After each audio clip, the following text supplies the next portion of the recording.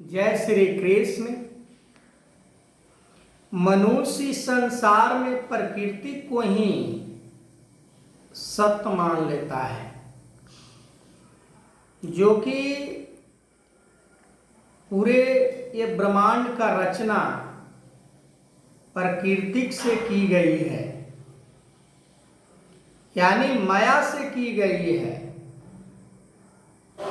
जो भी ये संसार में दिखाई देने वाला वस्तु है,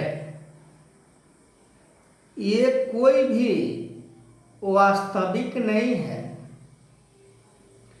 जैसे समुद्र में जो लहर उठता है, समुद्र में जो तरंगे उठते हैं, वो समुद्र के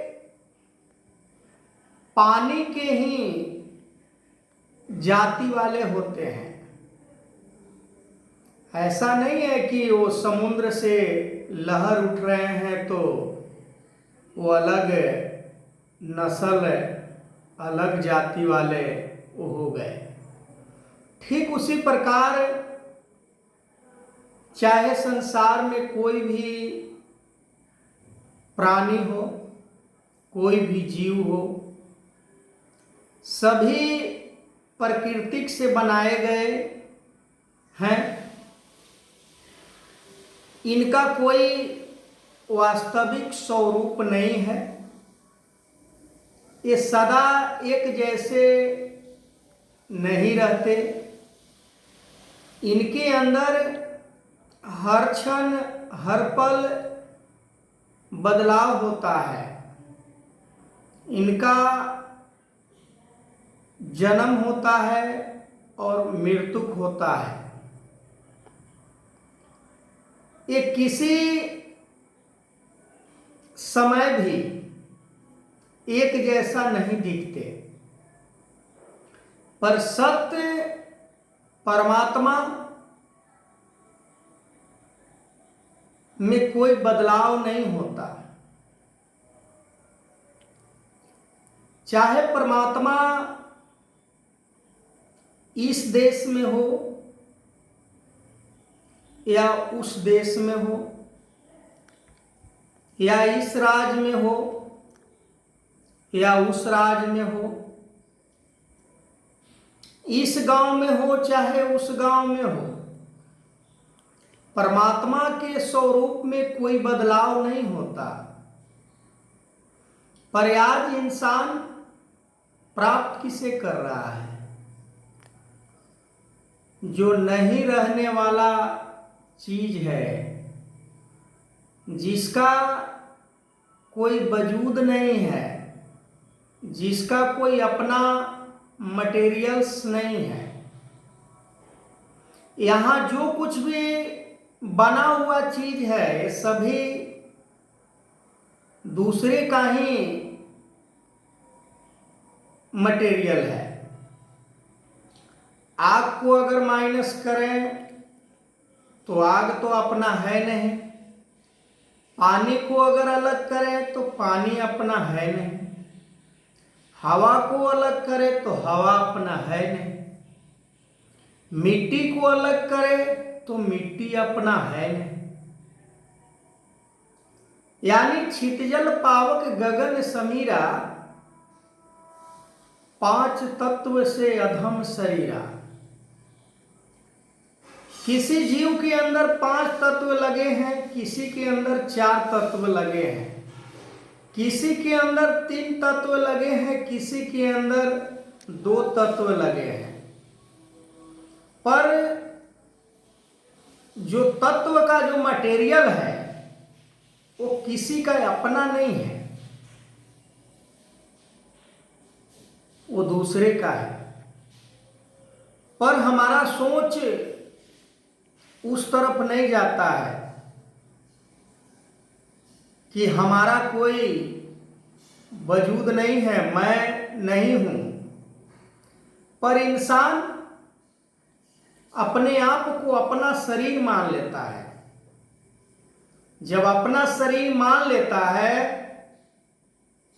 तो उसके अंदर कामना उत्पन्न होता है इच्छा उत्पन्न होता है।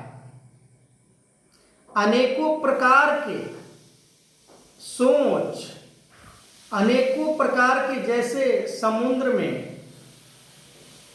कभी छोटे तरंग के रूप में लहर उठते हैं तो कभी बड़े तरंग के रूप में लहर उठते हैं, पर होता समुद्र ही है। ठीक उसी प्रकार जब हम अपने आप को शरीर मान लेते हैं तो शरीर के पूर्ति के लिए, शरीर के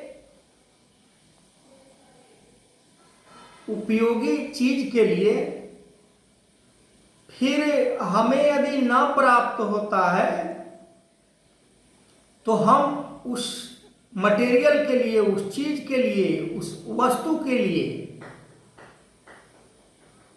हम दर दर उसके लिए प्रयास करते हैं, क्योंकि मैं अपना मान लिया हूं।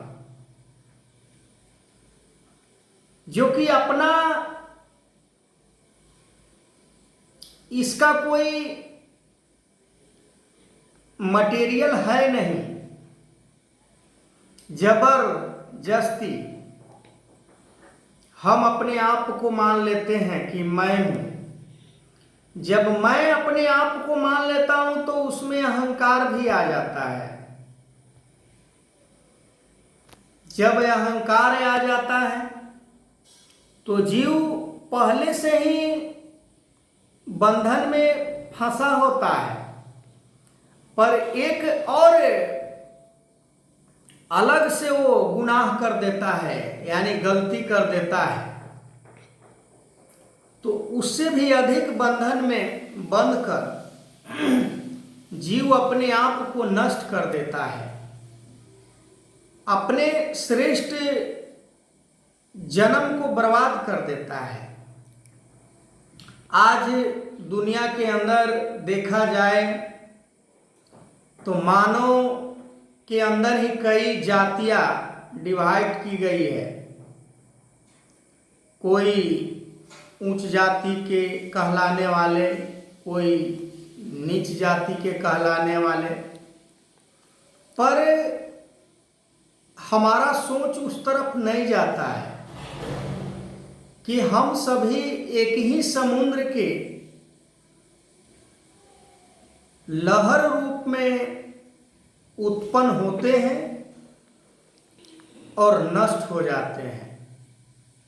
तो जो अपने आप को हम खुद मान लेते हैं कि मैं हूं, तो जैसे कि मैं पीछे जिक्र किया इस बात को कि जब मैं अपने आप को मैं मान लेता हूं तो कई प्रकार के इसके अंदर भ्रम, भ्रांतियां उत्पन्न हो जाते हैं, अनेकों सोच उत्पन्न हो जाता है। फिर नुकसान किसे उठाना पड़ता है? नुकसान फिर इस शरीर को ही उठाना पड़ता है और किसी दूसरे को नहीं, खुद को, शरीर को। जैसे हमारे शरीर में कोई दर्द या पीड़ा होता है तो पीड़ा तो किसी एक अंग को होता है,